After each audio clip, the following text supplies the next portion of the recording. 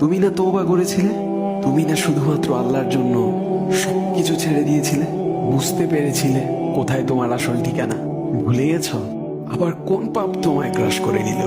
তুমি তো সেই যে নিজের পাপের প্রতি অনুতপ্ত হয়ে সিজদায় পড়ে অঝরে কেঁদেছিলে। তাহলে আবার কেন দুনিয়ার ধোকায় পড়ে গেলে? কেন ভুলে গেলে কোথায় তোমার আসল গন্তব্য? তুমি কি হার মেনে নিয়েছো নফসের কাছে?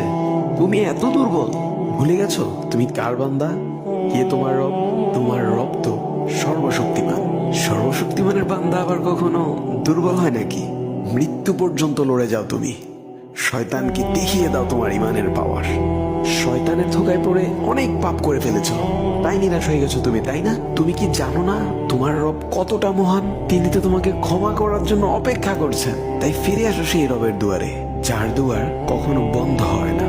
ভিডিওটি ভালো লাগলে একটি শেয়ার করে দিবেন, হয়তোবা আপনার একটি শেয়ারও কারো হেদায়েতের উসিলা বনে যাবে।